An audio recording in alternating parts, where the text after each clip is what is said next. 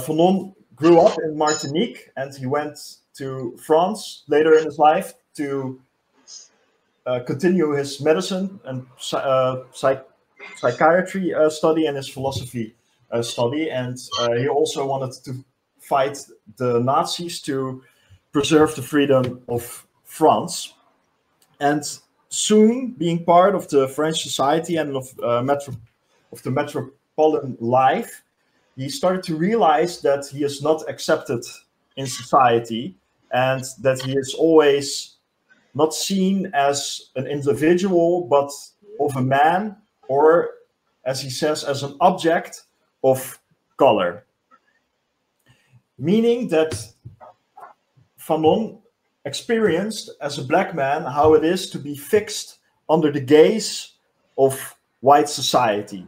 Or in other words, how the look of people that observe him are always mediated and colored by all sorts of prejudices. And resultingly, he found that he was reduced to, say, an essence, to an object that has certain essentialistic properties. And here it might help, I think, to introduce the intellectual context from which Fanon builds his philosophy. Fanon's study is a phenomenological study of black consciousness, of black subjectivity, and it is a form of existentialism. So it is a study of being, of black being in the world. And being in the world is an existential concept. And existentialism... I have a question. Sorry. How does a phenomenological study differs from other kinds of study? Oh yeah, good question. I should have introduced this too. What phenomenology attempts to do is to give a direct description of phenomenon.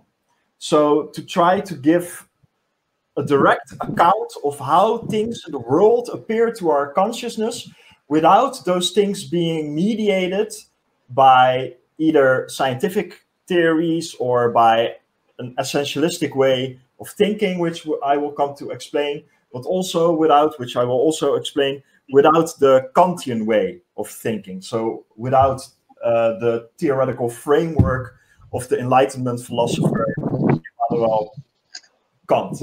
So what a phenomenologist tries to do is to put all these things that make our perception of the world theory-laden, so our perception of the world has a theory-ladenness over this. The phenomenologists try to put this between brackets, so they don't try to do away with all scientific concepts, but they are trying to, as it were, put it on reserve and try to give a direct account of phenomenon and of how these phenomena appear in our consciousness. So, for instance, that would mean that you look at phenomenon without thinking, oh, what does this say about my psyche? Or what does my view on racism say about my sociological account of the world? You're trying to give a direct account of it. It could, in a sense, be compared to certain strains of esoteric Buddhism, where also Buddhists try to give a direct conscious account of phenomena that they are experiencing within their mind, without value judgments, etc. But what the phenomenologists add to this is without any theoretical frameworks, one could say. And this also means one has to forgo an essentialist type of thinking. And essentialism dates back all the way to Aristotle, and essentialism derives from a teleological account of the world, meaning that according to a teleological philosopher like Aristotle, one believes that everything in the world has a certain purpose, a certain goal, a certain telos. So, for instance, a seed already carries the goal of becoming a plant in it. And this also applies to human beings, according to Aristotle. So every human being is endowed with a certain nature and with certain essentialistic properties. So there are essences that make up the being of an organism, an object, or also of a human being. And according to Aristotle, human beings are rational beings, meaning that their purpose is to develop their rationality, because their essence is rationality. And for instance, the essence of a chair is that you can sit on it. And essential properties are those properties that you cannot eliminate or take away without destroying the thing of which it is a part. So a human being is not a human being anymore when it is not rational. A chair is not a chair anymore when you cannot sit on it anymore. And existentialism, as we will see, offers a form of resistance to this type of thinking, because, for instance, Aristotle said that the essence of male human beings is to be active, and the nature of the female is to be passive and inactive. This is also why existentialism was so important, not only to fight racism, but also feminism. It was also important for feminism, as we will see. What we also see in the book is the theme of recognition. A contemporary philosopher like Axel Honneth believes that all forms of social suffering result from the lack of recognition. So when one is not recognized, this causes social suffering. So when someone is not seen as a person at all, then one suffers. But this dates back to the Hegelian account of recognition. So according to Hegel, one's consciousness can only actualize itself when it is recognized by another consciousness. So you have to be recognized by another person in order to have human dignity. And this is also a theme that we see throughout the book. And according to existentialism, one does not have essences, but human beings are a free design. We can design our own way of being, and there are no predetermined essences, one could say. And this philosophy comes mainly from Jean-Paul Sartre, as we will see. But what is essentialism? Essentialism states that an essence, well, Sartre says about essentialism that an essence or being is what it is. It coincides with itself, which means it cannot be something else. It cannot distance itself from itself. And therefore it is unfree. And Sartre names the example of an envelope opener. The only thing an envelope opener can do is that which it is designed for, and an envelope opener did not design itself. Same goes for any other object in the world. And Sartre believes that as soon as you see a human being, as Aristotle did, as someone that has an essence, then it also coincides with itself. It cannot be anything other than it is, which is actually the case, according to Sartre, in identity thinking. When you endorse or embrace a certain identity, you cannot act differently than in accordance to that identity, which we will see in a bit. Sorry, what if I want to say I've got a certain set of tendencies given to me by natural selection, but I think I can struggle against them to some extent? Like, I'm assuming Sartre would reject that way of thinking as well. But it doesn't seem to be quite the same thing. So, yeah. Yeah, that's a very good question, but you already found the crux of this. You can struggle against it. So our freedom derives from the fact that we can always struggle with our essences, so to say. So, for instance, when you are very depressed and you find it hard to go to work, you can, in a sense, try to fight this depressed predisposition by still going to work or whatever. But according to Sartre, this is where our freedom lies, this ability to either ignore or try to find a strategy to deal with our, for instance, genetic predisposition or whatever. Sartre did not deny that, and Sartre called this our facticity. So we are thrown in a world, according to Sartre. He names this thrownness, meaning that we have a certain naturalistic predispositions. We have certain genes. We are thrown in a certain culture with a language that we did not invent our own. Or we can become, like Sartre was, a prisoner of war or whatever. But the way you relate to these circumstances, that is where our freedom lies. And we have this freedom because of our consciousness. So according to Sartre, our consciousness gives us the power to create a distance with that which we are aware of. So for instance, one can be aware of one's autism, social anxiety, or ADD or whatever. But because we are conscious, we can become aware of for instance, this depressive state, and through a reflection create a distance with this.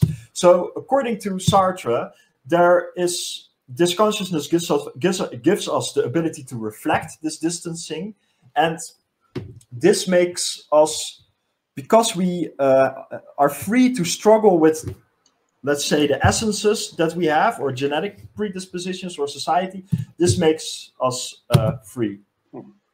So consciousness, in other words, can free itself from the immanence of the world. So your ADHD gives you a certain immanence, it gives you certain predispositions, certain inclinations, but one can free oneself, at least to an extent, from that. And other than the envelope opener, we are not designed by, say, God or nature. Nature gives us certain predispositions, but we can design our own purpose. So we don't have predetermined essences, according to Sartre. And in order to think so is to deprive oneself of one's freedom. And is this a notion of freedom that he thought could be reconciled with physical determinism, or did he think it was not consistent with physical determinism? Or does he not really say? Well, if Sartre were to believe in physical determinism, he would probably say that our consciousness is not a physical thing. So with our consciousness, we can relate or oppose this physical determinism in a sense. We can do this, according to Sartre, by the power of negation. And what he means with this is that as soon as you think of yourself in terms of essences, or if another person thinks of you in terms of essences, so if you're objectified by another, you can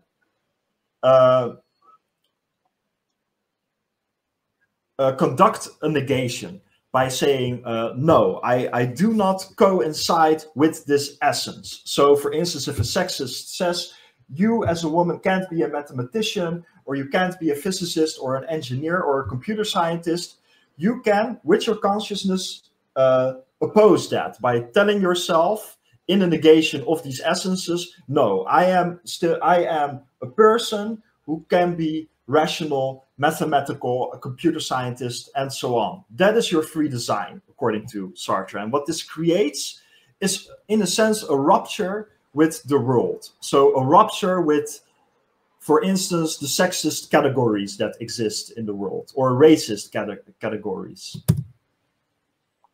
And this is what Sartre calls a pour soi, so the ability to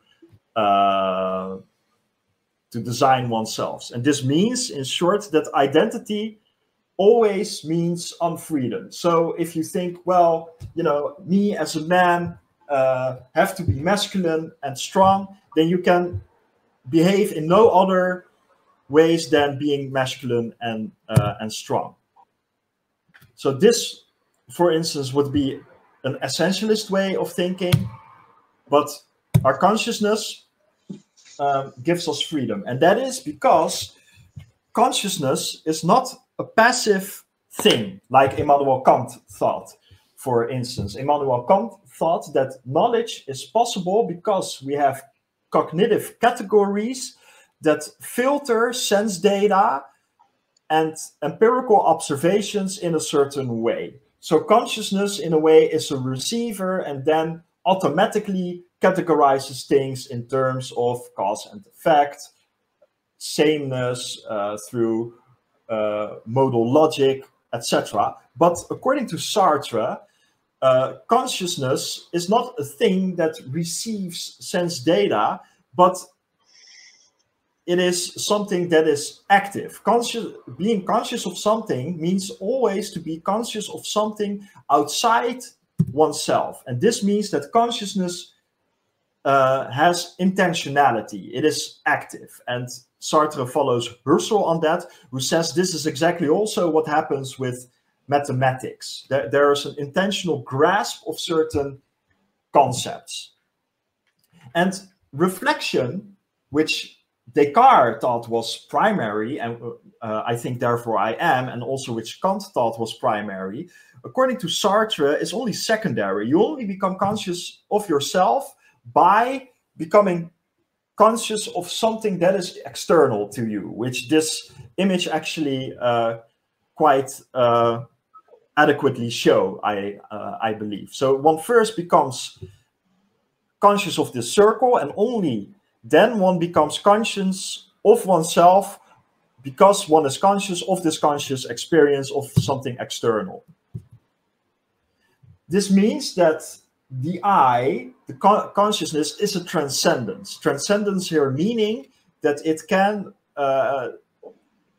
let's say, it can step out oneself, because you are always consciousness of something outside oneself. This also means that consciousness is always dependent upon the world, meaning that Descartes' claim, I think therefore I am, can never be true.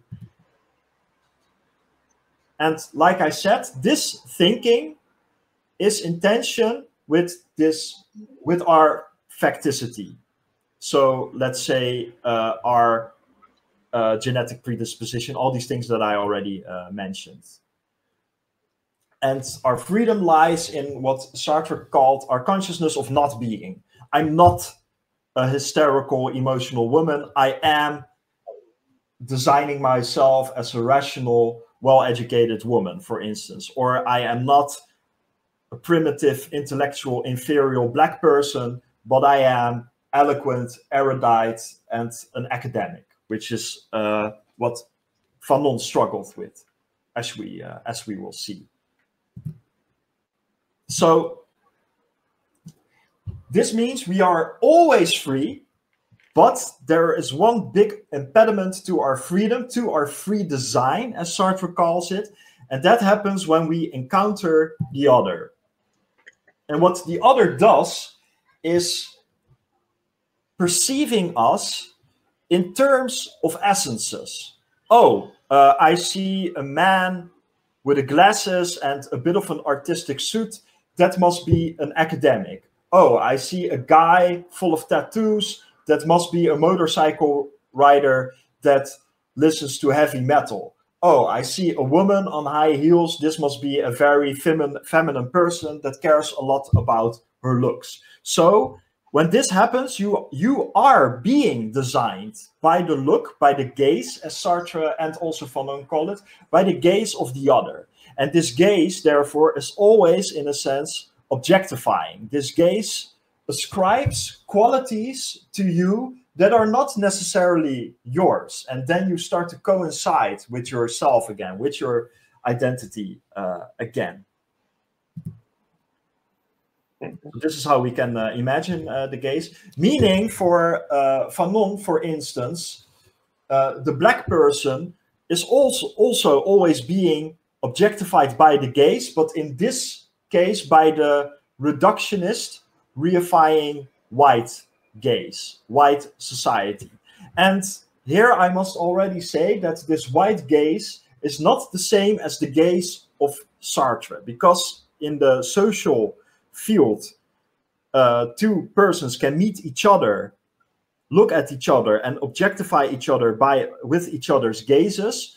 But with racism, an extra layer is introduced. So the way the black man is perceived is mediated by, let's say, the white societal gaze that perpetuates all kinds of, let's say, objectifying, reifying ways of thinking of black people. For instance, by seeing them as people that are physically very strong but intellectually inferior, or as seeing them as very sexual, strong beings, or beings that are more wild and intellectually less sophisticated, etc., etc. Meaning that if a white person encounters a black person or vice versa, there is always this societal gaze that pre-mediates the objectifying gaze of the white person. So, for instance, if a white person sees a black woman, then first his gaze is mediated by whiteness, and only after that, for instance, through sexist qualities. So, in short, the gaze of the other always ascribes certain qualities to you, and hence a certain identity, and hence also a social role. I think examples of Sartre, they work very well to understand this. He names two examples. One, he describes the situation where a girl in high school is making an exam, a test, and she's doing this completely honestly. So here she is free design. She has her own free being, etc., until the teacher calls her name and says, "You're cheating." But the girl is not cheating. But because the teacher sees her as cheating, objectifies her as a cheater, then, and if he persists in that, the girl will feel shame. Another example is, say, we have some academics here. Say you're at a conference and you're an important speaker. One night you get very drunk and you go back to your hotel room, and all of a sudden you hear some noises coming from one hotel room, sexual noises. And for some reason you have an inclination, which, because you are very decent and so on, all of a sudden you have this inclination to watch through the keyhole. Here you are free. The world is object to your design. You are perceiving something, you are having thoughts and reflections about them, and you are the one that has the gaze. You are looking at something. Then after a minute or so, you get up, you look around, and you want to go back to your hotel room, and all of a sudden you notice that next to the elevator, the piccolo was watching you all the time. And he's having a very concerned look on his face, like you're a pervert. This is what the gaze does. And if you would see the movie Get Out, then, oh yeah, and what this gaze does to black people, I must add, is impose a form of psychological colonialism on them. So black people, because they are subjugated to racism, they experience their consciousness, especially when they're discriminated against for a long time, they will start to internalize the racism, the racist qualities, and then they will try to fight those. And Fanon names different strategies in his book as examples. And if you would look at the movie Get Out, this woman is hypnotizing this black man. Then you could see this as a metaphor for psychological colonialism. And of course, what you see in this movie is also a total objectifying gaze towards the black person, because we see white people who want their brains be transplanted in black bodies because they want to become young and strong again in a black body. So they objectify black bodies completely by seeing it as something strong, athletic that they can just co-opt. And the white objectifying gaze always makes one wonder. What the gaze always makes you wonder: what do others want from me? How do they see me? And this is especially severe when you're a black person. And of course, to name another contemporary metaphor, we could say that in contemporary times there is also an AI gaze, because studies have shown that facial recognition software and other algorithmic and other data mining programs, that they have a certain racial bias. So let's take a look at a quote of Fanon, where he tries to give a, let's say, phenomenological account of his life world, of his consciousness, and of being objectified. So he says, and this is at the beginning of chapter 5, it's page 89, page 89. And here he says, I came in the world imbued with the will to find meaning in things. My spirit with the desire to attain the source of the world, and then I found that I was an object in the midst of other objects, because of the white reductionist reifying gaze. Sealed into that coursing objecthood, let's say in racial stereotypes, is what he could mean here, I turned beseechingly to others. Their attention was a liberation. So he was hoping to get recognition of others that did not objectify him or were sympathetic to the black emancipatory cause, like Sartre and Simone de Beauvoir. Their attention was a liberation, running over my body, suddenly abraded into non-being. So when you're not recognized, when you're an object, you descend in a zone of non-being, as Fanon calls that. Endowing me once more with an agility that I had thought lost, and by taking me out of the world, restoring me to it.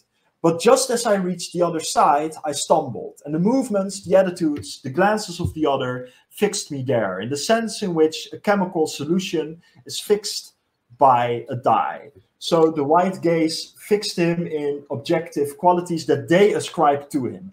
I was indignant. I demanded an explanation. Nothing happened. I burst apart. Now the fragments have been put together again by another self. So he's trying to oppose this white reifying gaze by becoming a free design.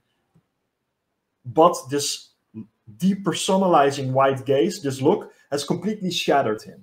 As long as the black man is among his own, he will have no occasion, except in minor internal conflicts, to experience his being through others. There is, of course, the moment of being for others, of which Hegel speaks, but every ontology is made unattainable in a colonized and civilized society. And with ontology, he means here an objective way of being. So there's this passage where he describes that, maybe I can find this quote.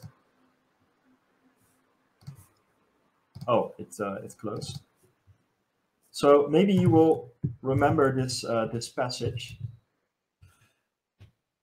where he talks about himself as an ontological being, and an ontology in philosophy is the study of being. So what is the beingness of the world? What is it constituted of, etc.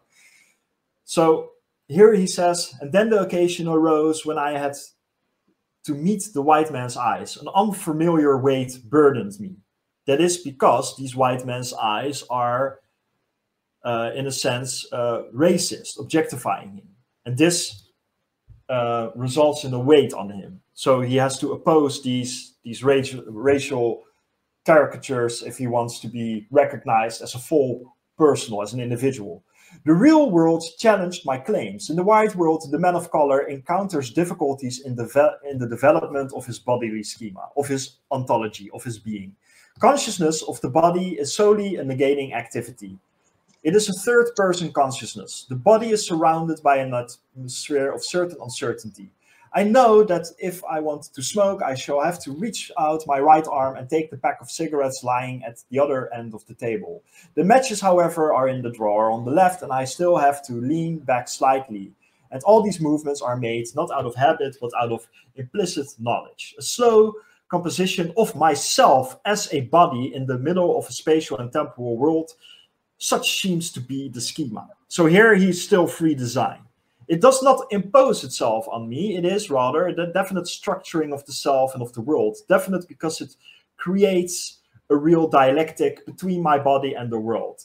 And this dialectic, says Fanon, is not possible when you encounter the white gaze, because then all of a sudden a bodily schema is opposed to you, as he says. So you are not just a body anymore, moving around in time and space, but you are seen as a body that has certain schema. So, for instance, because he's black, he could be seen as someone who is scary by a child, what he describes in this book. And then his dialectics with the world, so his encounter with the world, is mediated by the white objectifying gaze. So to get back to existentialism, because existentialism always seeks to be free, that if one is an existentialist, one tries to be free design and tries to transcend these objectifying stereotypes, means in the sense that to exist is always to resist. To resist this scary girl by showing that you are a civil man, etc. And of course, like I already said, this also has to do with recognition. I will skip a few things. So now we'll arrive at the purpose of this book. What Fanon attempts to do is to provide a clinical study of not only the psyche, but of our culture. And also Nietzsche said that, in a sense, philosophers that conduct societal critique are cultural doctors. So they try to diagnose a certain problem in society, which for Fanon, of course, is racism. So he seeks to understand the foundations of anti-Black racism in the deepest recesses of consciousness and the social world. And he wants to understand anti-Black racism and how it forms, then deforms the subjectivity of white and Black people both, in terms of affects, sociology, and affects, psychology.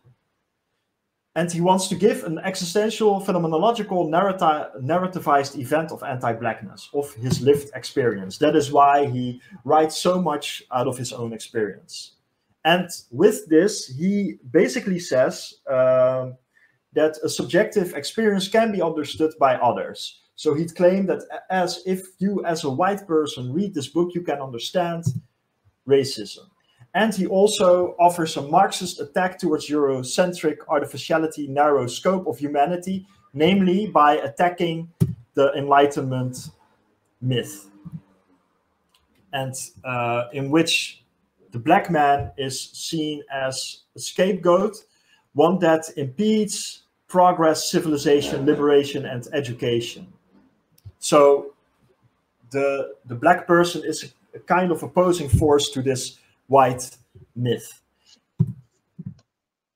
So ontology is a form of engaging in the world, and Fanon believes that this ontology derives from sociological structures. So because a society is racist, the way he experiences body as an ontological being is predetermined. And all subjectivities, hence, are locked in racial categories, meaning that Black people are locked in their Blackness and white people are locked in their whiteness.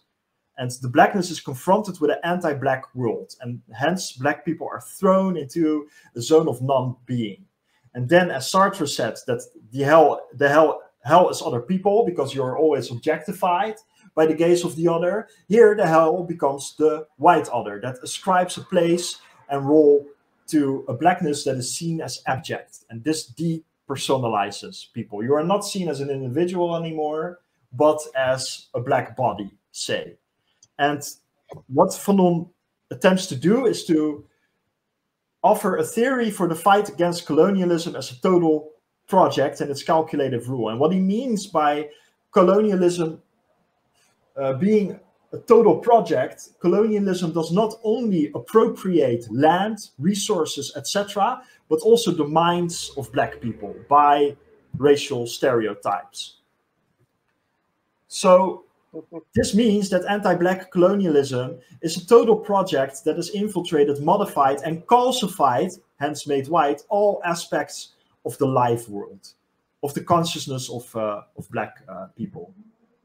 So, and being, as a result, as a free design, becomes problematic and cannot be dialectically solved by the Hegelian recognition, because a black person in a white society is not seen as an equal. Hence, the a white consciousness will not acknowledge black consciousness, say. So, consciousness as a transcendence of being a free design is haunted by problems of love and understanding, meaning black people are seen as abject and not as beings to be loved and understood. So this transcendence, in other words, is blocked by the reifying white gaze that constructs the black man as an essence, as, say, dangerous, intellectually inferior, and so on. And there is no possibility of a face-to-face recognition with a peer, because the white person does not see the black person, but only insofar as he thinks it's a criminal or whatever. And you can compare Bauman here, a Polish sociologist, who said that in a society, you are either doing the structuring, so you are structuring your own world, your own consciousness, your own subjectivity, or you are being structured. And as a result, it is hard to be an individual, to be seen as whole. And throughout the book, Fanon says that black people try to utilize different strategies to be recognized. The first thing that they attempt to do is to master the language of the metropolitan. But the problem of language, of course, always means to speak a language is to participate in a world, to adopt a civilization.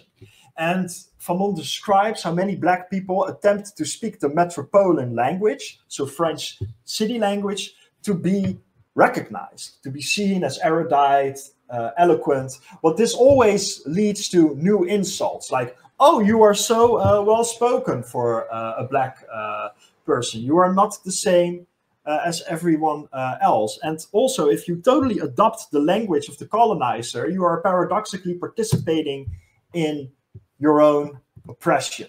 And this causes what Fanon calls alienation. And to be black and speak with perfect diction, he says, is still to be black, and therefore marked as special, unique, and surprising. Oh, your mastery of French or English is so good.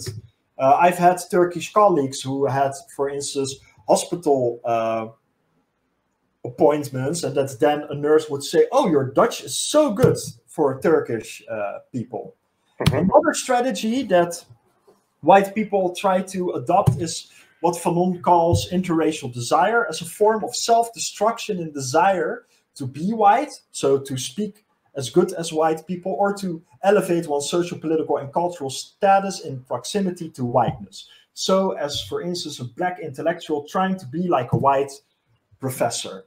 But also these strategies, Fanon says, will always fail, because either you alienate yourself so much by assimilating or allowing yourself to be assimilated by white society, but doing the opposite also does not help. So he describes the strategy of completely losing himself in blackness, then he will reinforce other stereotypes of white people. And what makes this such a big predicament is that there seems to be no escape. And fifth chapter, Fanon tries to give an expression of the lived experience of the black man, namely of the psychological accounts of the colonized that results from the above. And he tries to offer a clarification of the effects of anti-black racism under colonial domination. And throughout the book, you also see gendered notions of power, embodiment, and selfhood that at some point are structured from the inside by the practice of racism. So if you experience racism long enough, Fanon argues, then at some point you'll internalize racial caricatures, and this could at some point even lead to self-fulfilling prophecy, or what is called the Pygmalion effect. You will start to behave in accordance to the expectations of the other. And what he tries to do is open up a space for resistance and rebellion and liberation by opposing the white gaze that fixes the identity of the black man. And this racism reflects a contempt for black inferiority, and anti-black racism, like I said, is internalized by black people. And why he emphasizes this is that, for instance, anti-Semitism sometimes results from the fear of Jewish superiority by saying, oh, they owe all the banks and bullshit like that. But black people are discriminated against because of their alleged inferiority, according to Fanon. And you cannot hide being black, which also makes it very dangerous. And the purpose of the book is to debunk the remaining legacies of racial essentialism. So the racial essentialism of the white man as civilized and rational, and the black man as, let's say, primitive or whatever. And he tries to do that via existentialism.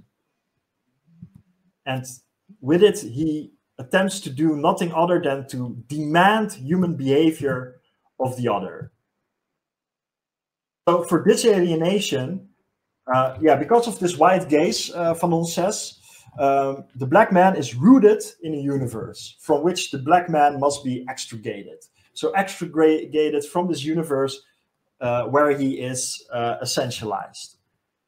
And that can only happen when the black man is psychologically decolonized, and when he realizes blackness is not a lack but its own immanence. But what is also necessary is a social and economic revolution, because those that are hungry or violently oppressed cannot conceive of life otherwise than in the form of a battle against exploitation, misery, and hunger. Or compare with Adorno, what Adorno said about this: it's not possible to live true life in a false system. So if a system totally oppresses you, so where white people totally exploit and colonialize others, then self-actualization is not yet possible. This is only possible when there's also first physical and socio-economic decolonialization. That is why in The Wretched of the Earth, Fanon explicitly gives much attention to that. All right, almost last slide. So Fanon says that, in a sense, this struggle is always dialectic, meaning that if one is confronted with an oppressive system, one responds to that oppression, and then a new position arises, like Hegel describes, or Marx describes, that the struggle between the capitalist bourgeoisie and the proletariat will lead to a new position. But what Fanon attempts is to overcome, in a new attitude, something that is beyond this dialectic.